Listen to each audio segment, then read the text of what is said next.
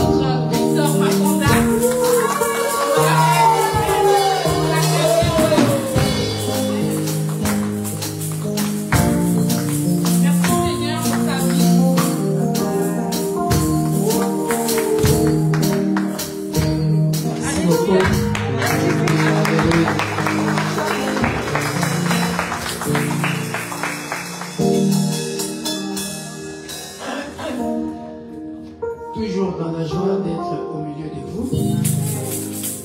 Vous avez les salutations de l'église de Kinshasa, de l'église de Lille. Soyez richement bénis. Je vous aime de tout mon cœur et je suis dans la joie de vous retrouver. Je bénis le Seigneur pour tout le temps que j'ai passé ensemble avec le frère Patrick. Ça m'a fait du bien. Alléluia. C'était extraordinaire. J'ai découvert un autre Patrick. Ça m'a fait vraiment plaisir. Je me suis dit, ça mérite un encadrement pour aller plus haut. Je suis vraiment dans la joie.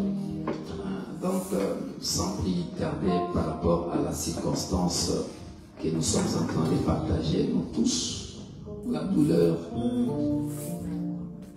tout ce qui nous est arrivé. Je ne parlerai pas beaucoup parce que tout de suite là, après, je vais faire une réunion pour nous organiser pour tout ce qui nous attend. Amen. Amen.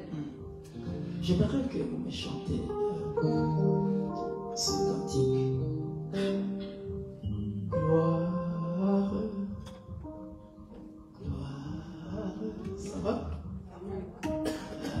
Je sais que je sens une effervescence.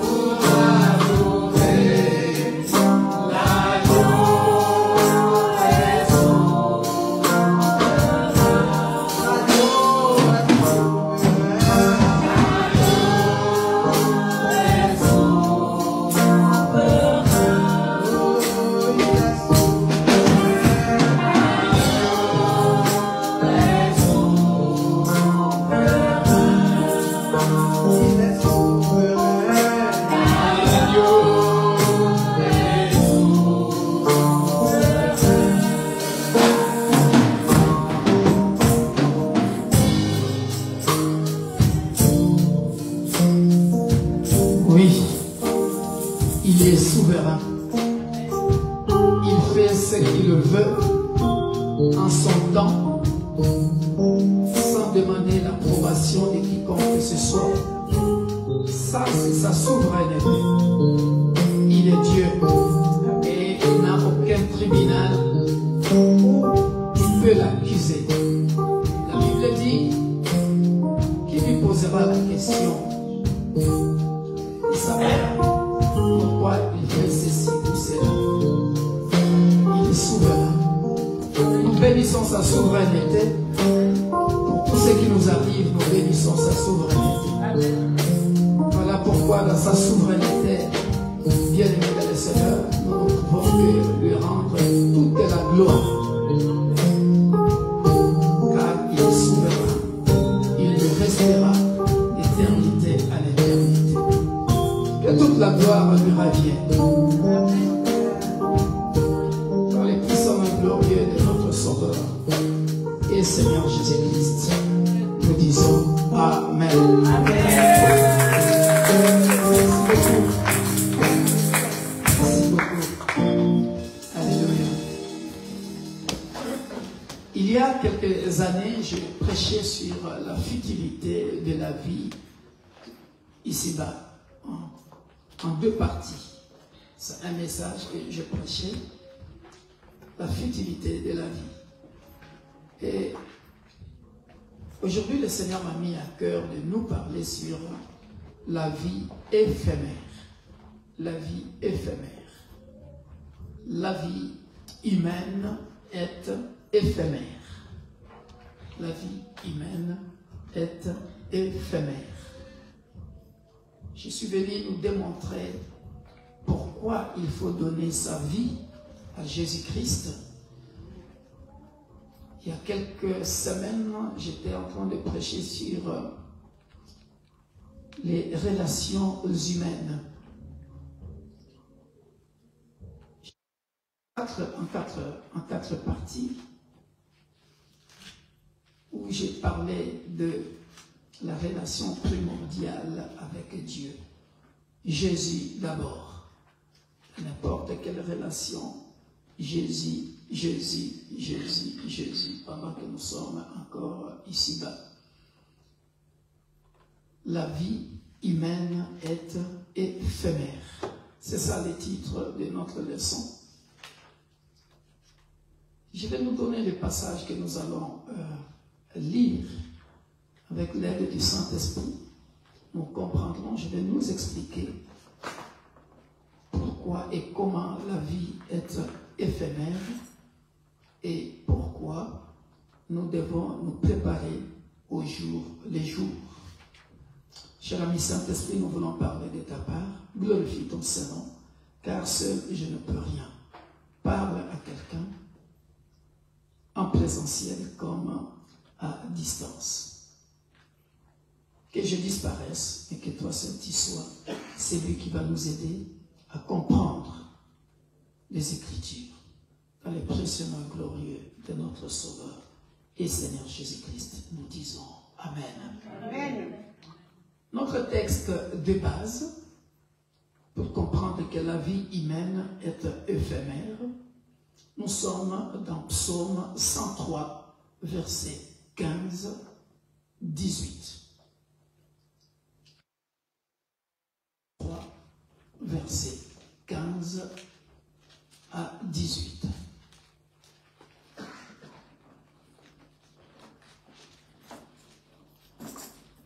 Et après, nous ferons un tour dans les livres de Ecclésiaste, chapitre 12,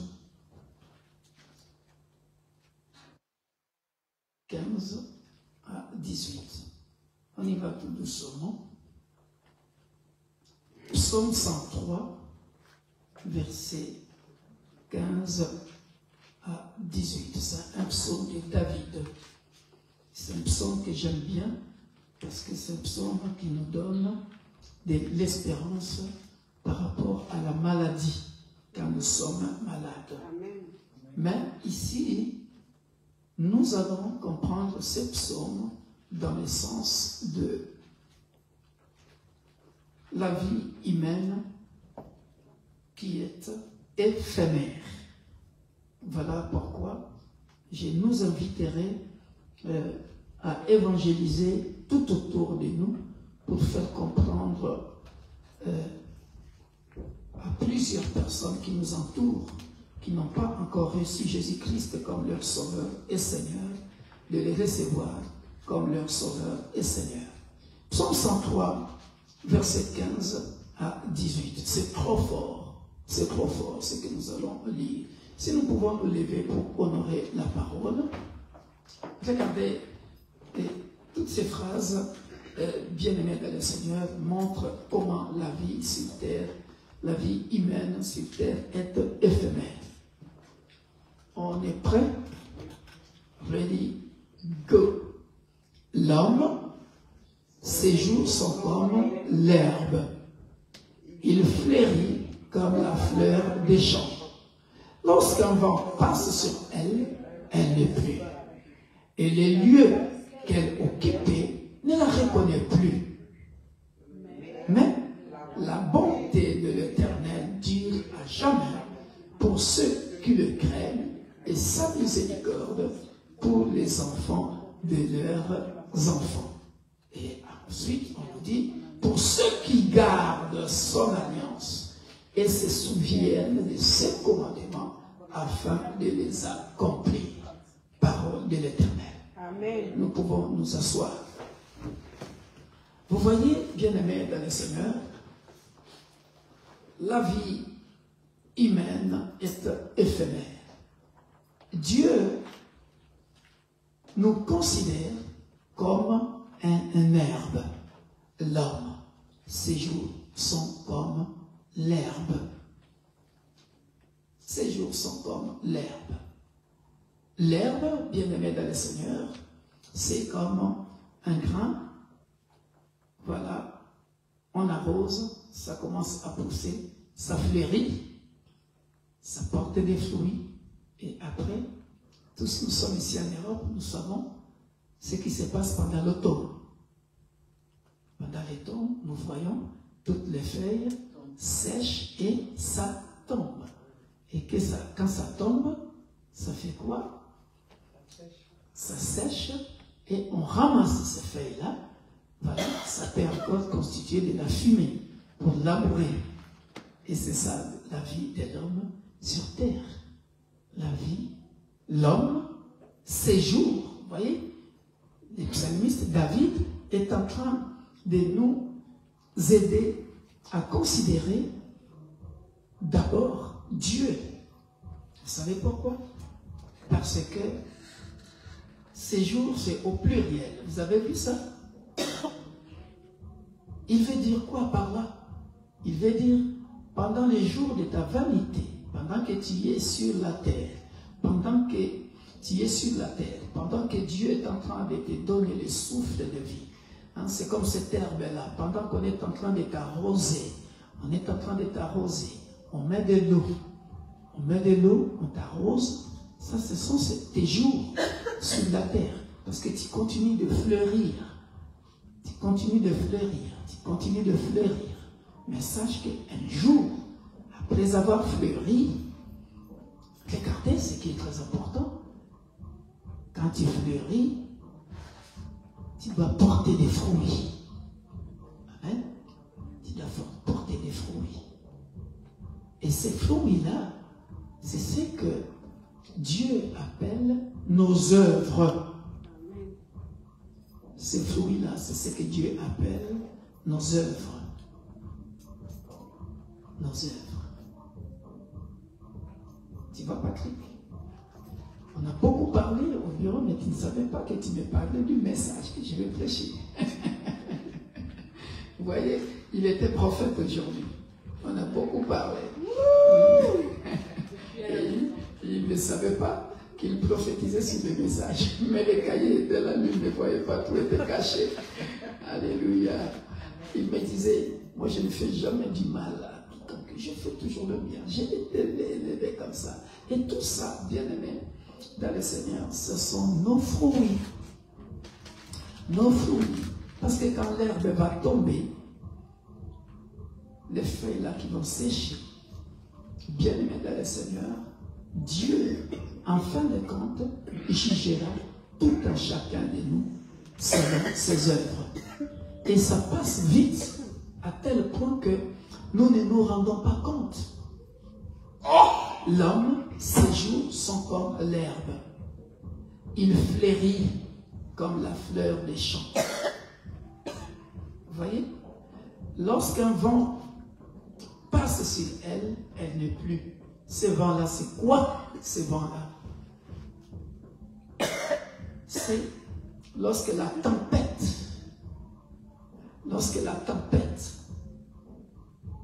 il y a vent et vent. Lorsque la tempête passe, il y en a qui ne supportent pas ça. Ils meurent.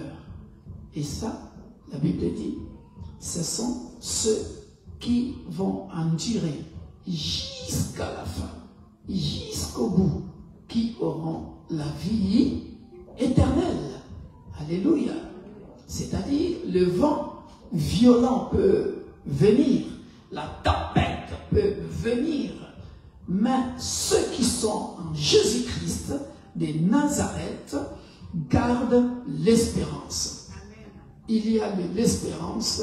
Tant qu'il y a la vie, il y a de l'espérance. Et cette espérance-là, regardez, bien-aimés dans le Seigneur, ça va trop loin. Cette espérance-là, pour celui qui a reçu Jésus-Christ comme son Sauveur et Seigneur, cette espérance-là va jusqu'au bout. Dans quel sens? Dans le sens où, même si je mourrais aujourd'hui, je meurs aujourd'hui, voyez, cette espérance-là, la Bible dit, ceux qui sont morts en Jésus-Christ, voilà, ils savent qu'ils auront la vie éternelle. Et ils savent qu'ils ressusciteront toujours. Voilà pourquoi, bien-aimés dans le Seigneur, pendant que nous sommes en vie, j'aimerais, je ne sais pas, nous exhorter à dire que nous sommes comme un herbe. Les jours de l'homme sur cette terre est comme un herbe. Ça fleurit, ça fleurit, ça fleurit, ça pousse, ça porte des fruits, mais un jour, c'est comme l'automne. Un jour, de la même manière que nous avons 4 saisons, il y aura ta saison à toi où tu mourras. Et quand tu mourras, quand on regardera tes œuvres, tu iras où? Alléluia. Voilà pourquoi David dit ici, le lieu qu'elle occupait ne la reconnaît plus. Ça me fait mal. Vous voyez l'image qui se cache ici? Le lieu qu'elle occupait ne la reconnaît plus. Regardez l'image de l'automne. Lorsque les feuilles sont tombées, tout le monde vient piétiner. Tout le monde vient marcher dessus. Tout le monde vient piétiner sur ces fleurs-là. On ne reconnaît plus que cette fleur avait fleuri autrefois. C'est l'image de la tombe. C'est l'image de la tombe. Et le lieu qu'elle occupait ne la reconnaît plus. Tu étais un grand homme politique, un grand historien, tu étais président de la République, tu étais la reine, le roi, mais tu es devenu comme cette fleur qui est tombée par terre et tout le monde marche dessus. Tu es parti dans la tombe. Dans quel état? Dans quel état tu es parti? Parce que là, on dit, même le lieu qu'elle occupait ne les reconnaît plus. Et ça fait très mal. Ça fait très mal. Parce que il suffit de quelques années seulement. Il y en a même, il suffit de quelques jours seulement. Les lieux qu'elle occupait ne les reconnaît plus.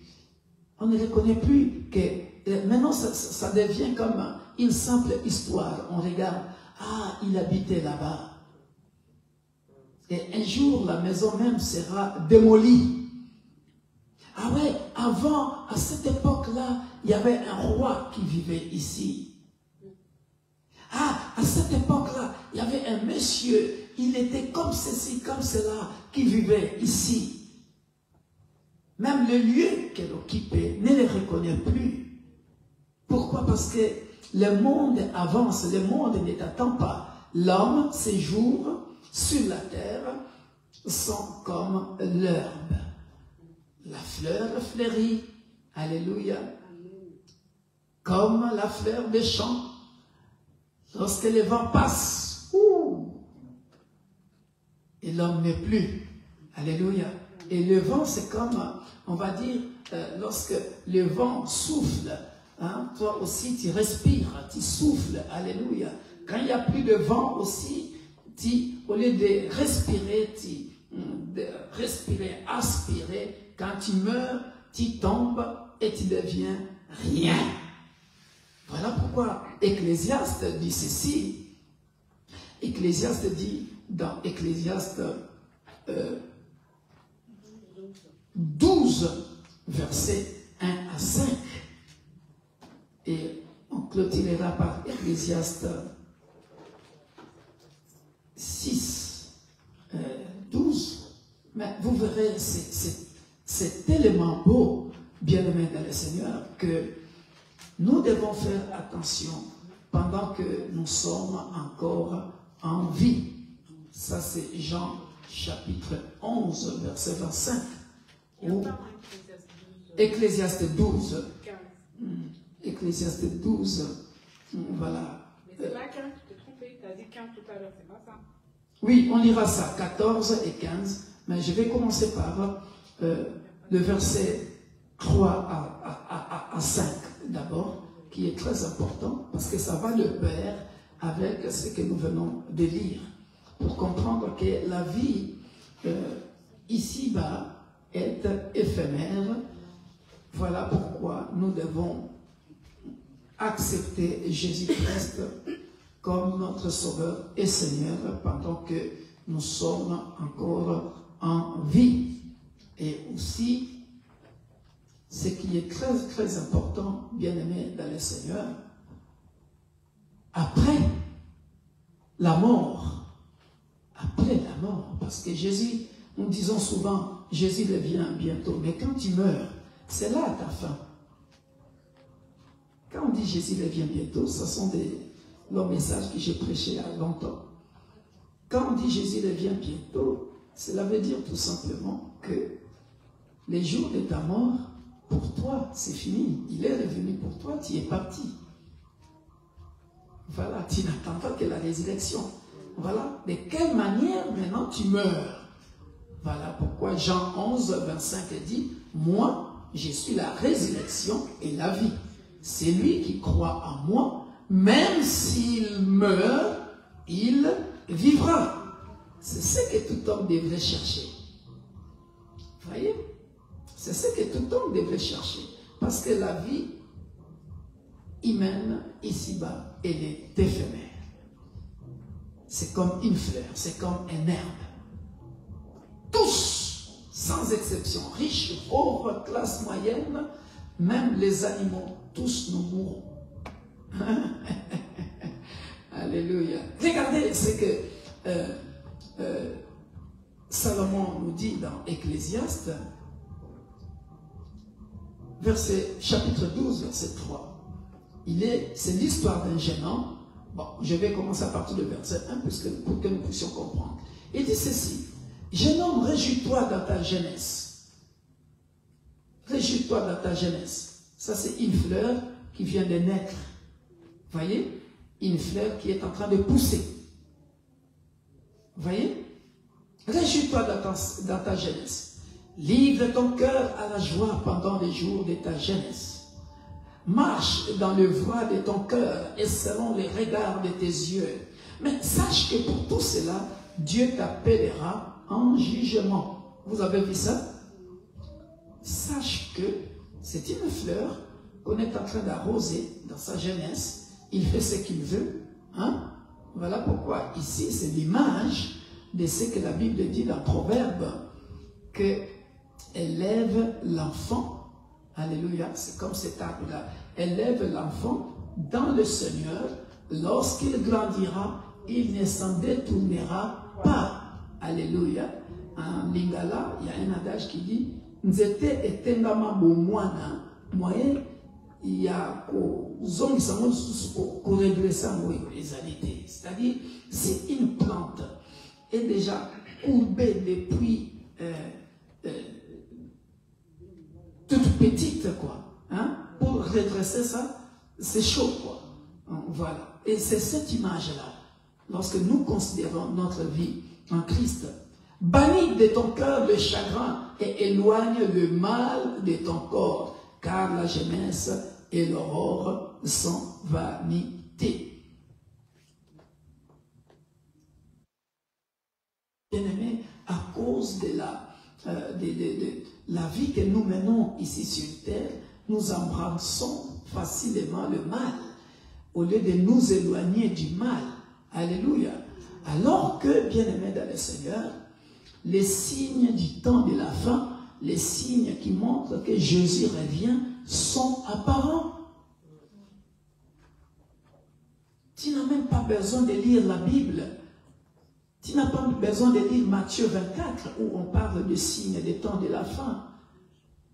Mais je pense que, moralement, tout simplement, moralement, toute personne qui est normale, quand tu vois certaines choses, tu dis non mais les gens qui sont de mon époque, ils peuvent se dire non mais nous on n'a pas grandi comme ça. Nous on n'a pas vécu comme ça. On voit que depuis ton enfance, les valeurs que toi tu as connues et les valeurs actuelles, tu sens qu'il y a une très grande différence. Tu n'as pas besoin de la Bible quand tu prêches que non, ça sont des signes vraiment que le monde n'est plus comme nous on a grandi. Vous voyez? Et c'est ça l'image de la fleur, de l'herbe. Ces jours, l'homme, ces jours sont comme de l'herbe. Voilà. Avec la folie de la jeunesse, tu grandis, tu ne penses même pas qu'un jour tu mourras. Alors que lorsque le vent soufflera, bien-aimé dans le Seigneur, tu peux mourir sur les champs et le lieu que tu occupais ne te reconnaît plus. Parce qu'on commence à marcher sur cette feuille sèche. On oublie que cette feuille-là venait de cet arbre qui avait produit des fruits. Et quel genre de fruits que cet arbre avait produit? C'était de bons fruits ou de mauvais fruits? Parce que même la Bible dit, on les reconnaîtra par leurs fruits. Quels sont les fruits que tu as portés? Voilà pourquoi Salomon est en train de dire, souviens-toi de ton Créateur pendant les jours de ta jeunesse, avant que les jours mauvais arrivent et que les années s'approchent, où tu diras, je n'y prends point de plaisir. Écoutez, il continue en disant, avant que s'obscurcisse le soleil et la lumière, la lune et les étoiles, et que les nuages reviennent après la pluie. Alléluia. Or, nous tous, nous savons bien aimés dans le Seigneur, pour ceux qui ont fait cette science-là, que la plante a besoin, pour bien grandir, alléluia, la plante a besoin de l'eau, la plante a besoin de la lumière. Alléluia. Et c'est exactement cette image que le psalmiste a dit et que Salomon a dit aussi. Avant que s'obscurcisse le soleil et la lumière, la lune et les étoiles, et que les nuages reviennent après la pluie. Tant où les gardiens de la maison tremblent, où les hommes forts se courbent, où celles qui moulent s'arrêtent parce qu'elles sont diminuées, où ceux qui regardent par les fenêtres sont obscurcis. Pourquoi? Parce qu'il y aura un temps, bien aimé dans le Seigneur, il n'y aura plus de lumière, il n'y aura plus de soleil, et les lieux qu'il occupait ne les reconnaît plus. Voilà pourquoi, bien aimé dans le Seigneur, lorsque vous lisez jusqu'à la fin, il est en train de dire ceci. Dis, reste mon fils. Je suis au verset 14 et 15. Dis, reste mon fils. Voyez tous les signes là que j'ai donnés par rapport à la fin des temps. Et c'est exactement comme ça que ça se passe pour une plante. Parce que lorsqu'il n'y a plus de lumière, lorsqu'il n'y a plus de soleil, lorsqu'il n'y a plus d'eau pour arroser la plante, ça finit par mourir. Tes jours diminuent, tu vas bientôt sécher. Voilà pourquoi il est en train de donner ce conseil. Dis reste mon fils, tire instruction de ces choses. Je suis au verset 14, Ecclésiaste 12, au verset 14. On ne finirait pas si l'on voulait faire un grand nombre de livres et beaucoup d'études et une fatigue pour le corps. Et écoutons la fin du discours, il dit, crains Dieu et observe ses commandements. C'est là ce que doit faire tout homme. Vous avez vu ça? Mais pendant notre vie sur terre, est-ce que nous faisons attention à ça? Lorsque nous évangélisons, lorsque nous disons aux gens de recevoir Jésus-Christ comme leur sauveur et Seigneur, personne ne fait attention à ça. Voilà, parce que, voyez ce que je vous disais tout tantôt, le verset 16, qui peut lire ça à haute voix? On n'a pas la même chose.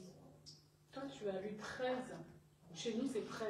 C'est 13. Nous, ça doit être 14. Ecclésiaste, on fait à 14. Ah, Ecclésiaste 12. Chapitre 12. Il n'y a pas les 15. Ah, donc, vous continuez dans 13. Il y a des Bibles qui sont comme ça. Ouais, vous continuez dans 13. Alors, dans le chapitre 13, ça sera les versets 1 et 2. Là où, moi, au verset 15, hein, on dit, crains Dieu et observe ses commandements. C'est là ce que doit faire tout homme, car Dieu amènera toute œuvre en jugement au sujet de tout ce qui est caché, soit bien, soit mal. Chez vous, ça doit être chapitre 13.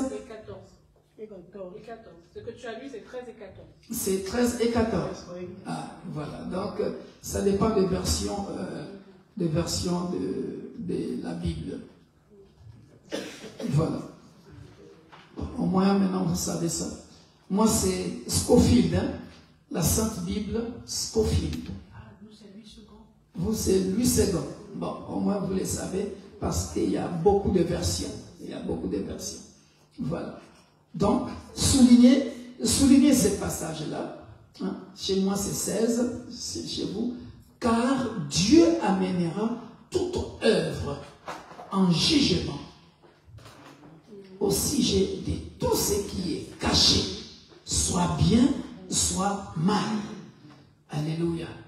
C'est en quelque sorte ce jeune homme comme on a lu ici, ce jeune homme qui est encore vigoureux. Hein? C'est comme tout homme, tout être humain. Alléluia. Hein? Quand il est bien dans son assiette, hein? Quand il est riche et qu'on lui apporte la parole de Dieu, il ne fait aucun cas à ça. C'est ce jeune homme ou c'est cet homme, quand il est bien dans sa peau, Dieu n'existe pas. Parce que lui, il est comblé de bien de ce monde. Alléluia. Ne sachant pas que tout passera. Alléluia. Est-ce que je me fais bien comprendre? L'homme, ses jours sont comme l'herbe. Voilà pourquoi j'ai donné cette image de cette plante-là qu'on est en train d'arroser, où il y a la lumière qui pousse, qui pousse, qui pousse. Mais sache que, bien-aimé dans le Seigneur, à la fin, Dieu viendra en jugement pour tout être humain. Alléluia. Voilà pourquoi, bien-aimés dans le Seigneur, nous devons évangéliser. Nous devons nous préparer au jour le jour. Et lorsque nous disons Jésus revient bientôt, bien-aimés, cela est synonyme du jour de ta mort. Alléluia.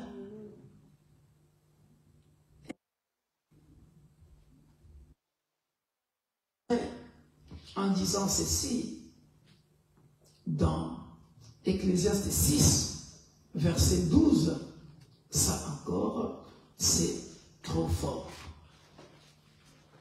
C'est trop fort. C'est là où, bien aimé, nous allons comprendre encore que la vie humaine sur cette terre est éphémère. Donc ceux qui ont 8 secondes,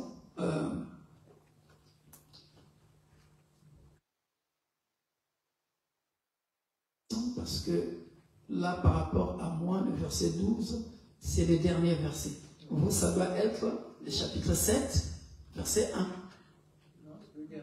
Non, ça va, c'est le dernier. Ah, donc ici on se croise. C'est bon? Ah, ok. Alors, maintenant on va vérifier si ce sont les mêmes écritures. Hein? Car chez moi, il est écrit, car qui sait ce qui est bon pour l'homme dans la vie pendant le nombre des jours de sa vie de vanité, qu'il passe comme une ombre. Vous avez vu ça? Et qui peut dire à l'homme ce qui sera après lui sous le soleil. Ah! Soulignons ça. Est-ce que nous nous posons des questions? Est-ce que nous nous posons des questions? Nous sommes dépressifs. Parfois à cause de la vie que nous menons ici-bas. Nous devenons même dépressifs. Parce que je manque ceci. Parce que je manque cela. Mais bien aimé dans le Seigneur, j'aimerais, avant de terminer, d'augmenter ta foi. Alléluia. D'augmenter ta foi. Même si tu n'as pas encore reçu ce que tu as demandé à Dieu. Habakkuk dit, attends-là, ça s'accomplira, même si ça tarde. Tant qu'il y a la vie, il y a de l'espérance. Ne t'embourbe pas. Ne va pas vers le mal. Ne va pas vers le mal, s'il te plaît. Comme nous venons de lire dans Ecclésiaste, chapitre 12, au verset 16. Parce que tout ce que tu fais en cachette, toutes les œuvres secrètes, bien aimés dans le Seigneur, vont réapparaître. Cherche plutôt la vie éternelle. Alléluia. Que tu aies cette chose-là ou pas, bien aimé dans le Seigneur, je suis venu nous exhorter de ne pas aller vers le mal. Ne pas aller vers le mal. Parce que Jean 3, 36, on va clôturer par là. Jean 3, 36, je suis venu nous donner un message, bien aimé dans le Seigneur, d'espérance, de croire en Jésus jusqu'au bout. Parce que la vie ici-bas est éphémère. Alléluia. Même nos œuvres secrètes réapparaîtront un jour devant le Seigneur. Alléluia. Regardez, bien-aimé de le Seigneur. Jean 3, 36. On va clôturer par là. J'ai bien expliqué, Jésus revient bientôt, veut dire tout simplement les jours de ta mort. Hein? Il y en a qui seront encore en vie lorsqu'on va les rencontrer dans les airs. Hein? Voilà. Mais il y en a, quand tu meurs, sache que c'est fini. Voilà. Tes œuvres cachées là, tes œuvres là que tu faisais, le mal là que tu faisais en secret, sache que ça réapparaîtra. Hein? Hein? Voilà pourquoi j'aime bien l'image que David donne, hein, de la fleur, quand tu fleuris, et l'Ecclésiaste qui appelle ça la jeunesse. Tu vois, hein, tu te permets de faire ce que tu veux. Tu marches selon les penchants de ton cœur. Tu oublies que Dieu existe.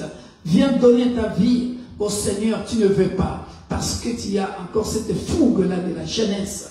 Ou quand tu es riche, tu ignores le pauvre. Quand tu es, je ne sais pas, bien placé, tu maltraites l'étranger alors que tu étais étranger en Égypte. Tout ça là, il y a beaucoup d'exemples que je peux nous donner. Vous voyez? Mais pendant ta vie, bien-aimé dans le Seigneur, qui peut lire à haute voix Jean 3, 36, bien-aimé? Regardez ce beau message que notre frère Jean nous dit ici. Jean 3, 36. On va clôturer par là. Je lis la parole de Dieu. Jean 3, verset 36. Amen. Celui qui croit au Fils a la vie éternelle. Amen. Celui qui ne croit pas au Fils ne verra pas la vie. Mais la colère de Dieu reste au contraire sur lui. Alléluia. Amen. Ah, je lis dans ma version, hein, là où on dit la colère de Dieu reste contraire sur lui. Regardez. Celui qui croit au Fils a la vie éternelle. Alléluia. Qu'est-ce que ça veut dire? Celui qui croit en Jésus-Christ, peu importe le défi de la vie, peu importe le défi de la vie, il reste ferme parce qu'il sait que j'écris à un Dieu qui ne ment jamais. Je continuerai à faire le bien jusque dans la tombe. Même si je suis une fleur, bien-aimé, je vais bientôt tomber, je vais bientôt mourir, mais je meurs en faisant le bien. Je crois fermement que un jour, la vie éternelle, même s'il venait aujourd'hui, mon mental est formé, est bien formaté dans un sens de gagneur. Dans le sens où je sais que la vie éternelle m'est garantie. Je peux sortir d'ici et je meurs. Je sais que je meurs en Jésus-Christ. Et la vie éternelle est un gain pour moi. Je l'aurai. Je vivrai éternellement. Oh, que c'est beau. Alléluia. Amen. Et là où je me suis posé la question avant de conclure, pourquoi la colère de Dieu est sur la personne qui ne veut pas croire en Jésus? Ah! Pourquoi la colère? Je me suis posé la question là-dessus. C'est tout simplement parce que, bien-aimé, Jean 3,16 dit, Dieu dit, Jésus a tant aimé le monde qu'il a donné son Fils unique afin que quiconque qui croit en lui, regardez ce qui est beau, ne périsse point. C'est-à-dire, il ne veut pas que tu périsses. C'est-à-dire, pendant ta vie éphémère sur terre, Dieu, il fait de son mieux par son amour pour t'attirer vers lui, pour que tu ne périsses point. Il fait de son mieux. Regardez, parfois, il a mené des difficultés auprès d'Israël pour que Israël revienne à lui. Il y a des difficultés que nous connaissons dans la vie. Bien aimé, c'est pour que Dieu nous rapproche de lui. Parce que quand tu passes pendant le désert, tu te dis, ah, non, tu vas chercher la face de Dieu. Afin que quiconque qui croit en lui ne périsse point. Voilà pourquoi la colère de Dieu vient sur ceux qui ne veulent pas croire. Parce que dans son amour, il est en train d'amener des épreuves vers toi pour changer ton cœur, pour que tu viennes absolument en Jésus-Christ, pour que tu aies la vie éternelle. Mais l'homme ne comprend pas. Vous avez vu ça? Mais l'homme ne veut pas comprendre. Et là, Dieu est en colère. Il se dit, mais je lui ai donné toutes les occasions possibles pour qu'il vienne à moi. Mais cet homme ne comprenait pas. Mais cet homme ne comprend pas. On a compris ça? La vie est éphémère. Alléluia. Nous mourrons. Même nos œuvres secrètes seront exposées. Alléluia. Faisons très attention à nous. Voilà le message que j'avais pour nous, bien-aimés dans le Seigneur. Évangélisons auprès de tout ce qui nous entoure pour que la colère de Dieu ne s'abatte pas sur eux. Amen. Amen. Nous allons lever nos voix, nous allons prier en conformité avec la parole. Regarde, bien-aimé dans le Seigneur, ta vie. Dieu vient de nous dire, Ecclésiaste 12, 15 à 16, même nos œuvres secrètes seront dévoilées. Élevons nos voix, prions pour ceux qui n'ont pas encore reçu Jésus-Christ comme leur Sauveur et Seigneur, afin qu'ils aient la vie éternelle, afin qu'ils meurent en Jésus-Christ. Élevons nos voix, prions. Tendre Père, tu nous as dit, allez, faites de toutes les nations des disciples. Et c'est ce que nous faisons. Il y en a qui nous arrêtent dans la rue parce que nous évangélisons. Il y en a qui nous résistent, Père de gloire, parce que nous parlons de Jésus-Christ. Parce que nous ne voulons pas que la colère de Dieu s'abatte sur ceux qui ne te connaissent pas encore. Père, devons-nous nous décourager parce qu'on nous résiste? Viens, aide-nous, éternel Père de gloire. Viens donner la soif de Jésus-Christ auprès de ceux-là qui ne te connaissent pas encore. Le zèle auprès de ses frères et sœurs qui sont déjà dans la moisson, dans le champ. Parce que tu dis dans ta parole, ô Père de gloire, la moisson est grande, mais il y a peu d'ouvriers, éternel Père de gloire.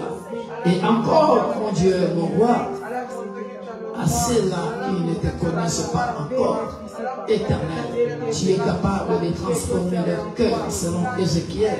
Tu dis, voici, je vous donnerai le cœur de chair.